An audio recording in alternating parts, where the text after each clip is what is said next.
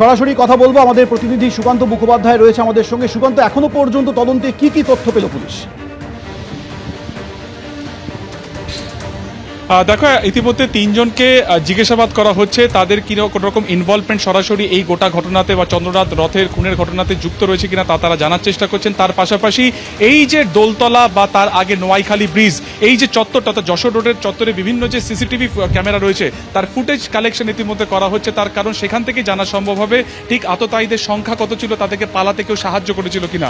এখনো পর্যন্ত জানা যাচ্ছে যে 10টার কিছু পরে এই খুনের ঘটনা, তার বেশ কয়েক ঘন্টা আগে কিন্তু এই সিলভার রঙের যে নিশান গাড়িটিকে দেখা যায় যশোর রোডে, সেটি প্রথমে নোয়াইখালী ব্রিজের দিকে ঘটনা 3 ঘন্টা আগে দেখা যায় এবং তারপরে 10টা পর্যন্ত গাড়িটি কিন্তু বিভিন্ন জায়গাতে ঘুরেছে। এবং এই যে স্পট রয়েছে যেখান থেকে আর কয়েকশো মিটার গেলেই আবাসন রয়েছে যেখানে চন্দ্রনাথ রথ থাকেন, তার আগে থেকে সেখানে ঘাপটি মেরে গাড়িটি ছিল এবং তার সাথে একটি 2 হুইলার বা একটি বাইকও ছিল।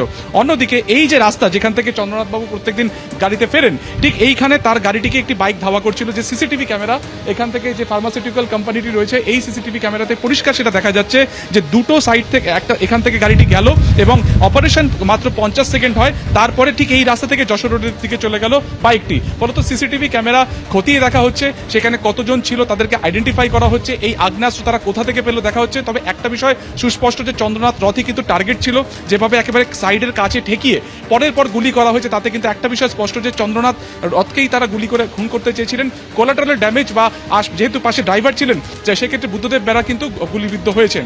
কিন্তু এই গোটা ঘটনার পরিপ্রেক্ষিতে একটা পরিকল্পনা একেবারে সামনে, যেটা হচ্ছে সিলভার রঙের যে গাড়িটির কথা বলা হচ্ছে নিশানের গাড়িটি, সেই গাড়িটি ওয়েলেক্সে বিজ্ঞাপনের জন্য 2 সপ্তাহ আগে তার আসল মালিক দিয়েছিলেন। সেখান থেকে একই রঙের মডেল, একই রঙের কালারের এই গাড়ি তারা এখান থেকে সেটাকে তারা সিলেক্ট করেছিলেন এবং তারপরে তার চেসিস নাম্বারটাকে বিভ্রান্ত করার জন্য, পুলিশকে বিভ্রান্ত করার জন্য সেটাকে বিগড়ে দিয়েছিলেন। ফলত কোথাও না কোথাও একটা সুপরিকল্পনা, তার আগে রেইকি করার পরে সেটা তাদের যে এসকেপ প্ল্যান যেটা ছিল অর্থাৎ দ্রুত এলাকা ছেড়ে বেরিয়ে যাওয়া, এই গোটাটাই কিন্তু আগে থেকে ছকা ছিল।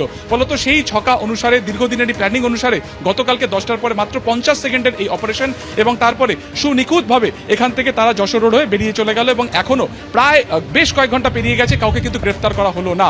এবং গোটা ঘটনাতে মধ্যমগ্রাম থানা তারা তদন্ত করছেন। আজকে আমরা দেখেছি দফায় দফায় সিআইডি তারাও কিন্তু ঘটনাস্থলে এসেছিলেন এবং তারা সমস্ত কিছু নমুনা তারা সংগ্রহ করে নিয়েছেন। সায়েন্টিফিক উইং তাদের এখানে এসেছিল। এখন দেখার যে এই যে যারা আততায়ী তারা কি কারণে করেছিল, অর্থাৎ কোনো ব্যক্তিগত কারণ নাকি কোনো অন্য কোনো কারণের জেরে চন্দ্রনাথ রথকে তারা খুন করেছিল, গোটা বিষয়টি দেখা হচ্ছে। নেপথ্যে কে বা কারা রয়েছে, আগ্নেয়াস্ত্র কোথা থেকে পাওয়া গেছে, এই যাবতীয় প্রশ্নের উত্তর কিন্তু খুঁজছেন তদন্তকারী। এবিপি আনন্দ, এগিয়ে থাকে, এগিয়ে রাখে।